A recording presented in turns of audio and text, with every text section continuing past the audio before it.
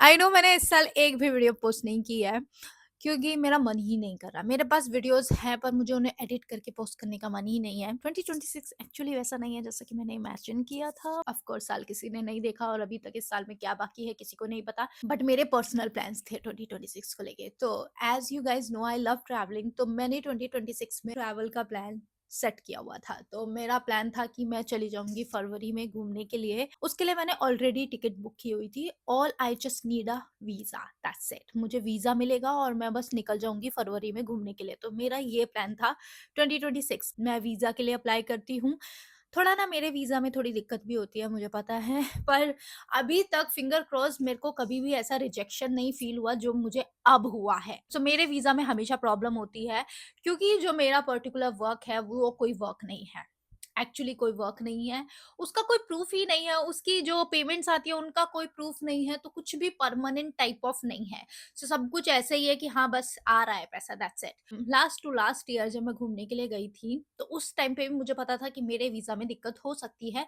But finger cross कोई दिक्कत नहीं हुई और मुझे बहुत इजीली वीजा मिल गए थे हर एक कंट्री के। तो इस बार भी मुझे लगा कि मेरे को मिल जाएगा वीजा। लास्ट टाइम भी तो मिल गया था। मेरा जो पर्सनल कॉन्फिडेंस था वो यहाँ था कि it's not a big deal, मेरे पास पैसे हैं अकाउंट में और मुझे वीजा आराम से मिल जाएगा। सो मुझे बस फ्लाइट बुक करनी है, दैट्स इट, और वेट करना है कि वीजा आ जाए, दैट्स इट। सो पर ऐसा कुछ नहीं हुआ। दिसंबर में अपना वीजा अप्लाई किया एंड मैं श्योर थी और कॉन्फिडेंस थी कि मुझे वीजा मिल जाएगा क्योंकि लास्ट टाइम भी मिल गया था। वीजा के लिए जाते हो तो आपको कुछ डॉक्यूमेंट्स पर्टिकुलरली देने पड़ते हैं। फर्स्ट होता है आपके 6 मंथ की बैंक की ट्रांजेक्शन, जो भी है आपको वो बैंक से ही लानी पड़ती है स्टैंप वगैरह के साथ। सेकंड होता है आईटीआर, अगर आपने फिल की है, अगर नहीं फिल की है तो फिर आप एप्लीकेशन डाल सकते हो कि आपने क्यों फिल नहीं किया।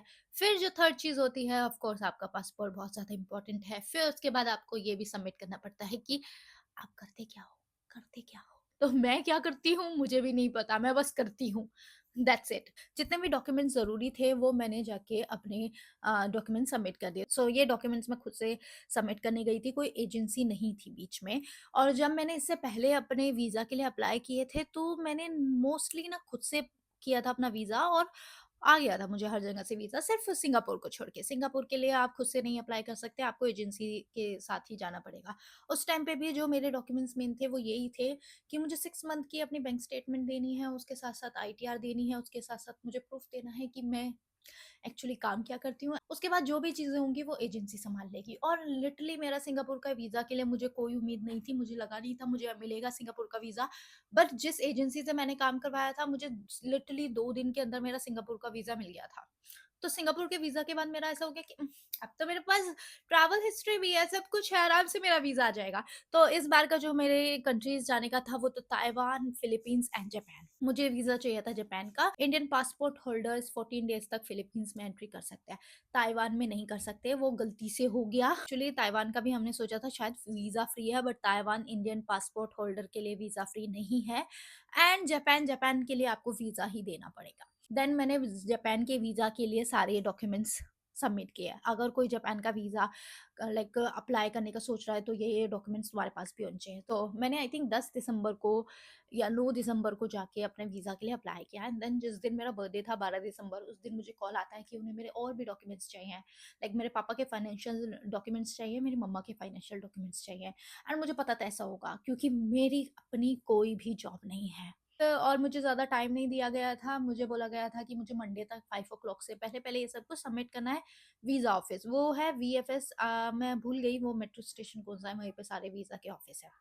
सो मैंने अपने पापा का सारा स्टेटमेंट वगैरह उन लोगों को दे दिया। फिर उसके भी काफ़ी टाइम बीत गया एंड कुछ नहीं आया। मेरी फ्लाइट मैंने बहुत पहले ही बुक कर दी थी एंड वो जो फ्लाइट्स थी वो नॉन रिफंडेबल थी कि हम दोनों बहुत श्योर थे कि हमें वीज़ा बहुत ईज़िली मिल जाएगा, कोई दिक्कत नहीं है। लास्ट टाइम भी हमने किया था, हमारे पास सब कुछ है, ट्रैवल हिस्ट्री भी है, ऑलमोस्ट 6 कंट्रीज़ जा चुकी हूँ। नॉन रिफंडेबल फ्लाइट्स थी, मेरी गलती है। 24 दिसंबर को मुझे मेल आता है कि मैं अपना वीज़ा जाके कलेक्ट कर लूँ।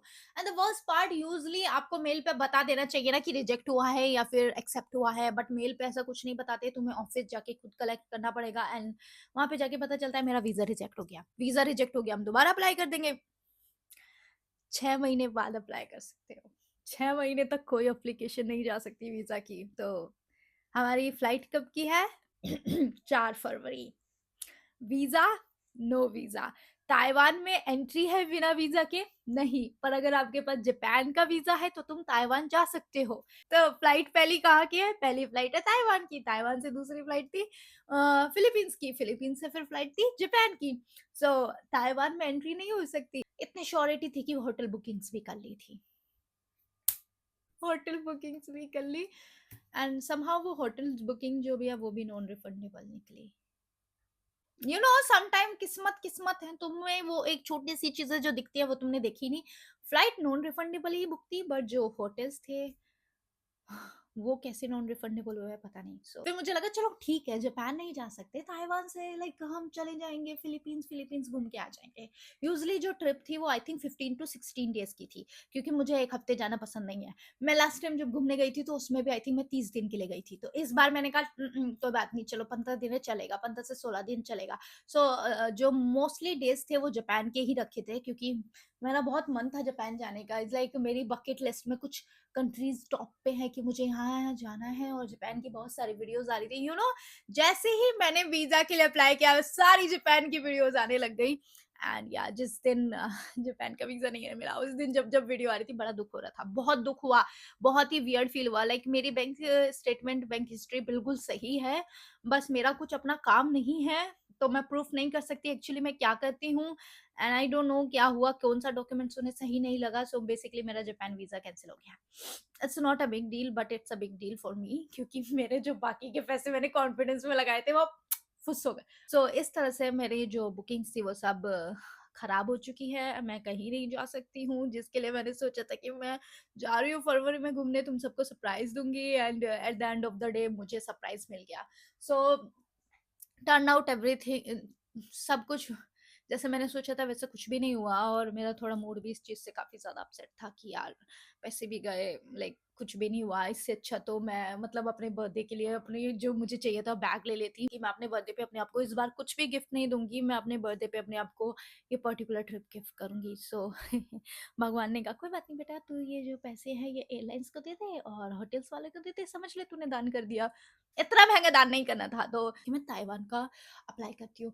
अब भैया मेरा कॉन्फिडेंस जो यहाँ था वो बहुत गिर चुका है, क्योंकि मेरा वीजा रिजेक्ट हो गया, मेरा बहुत दिल टूट गया।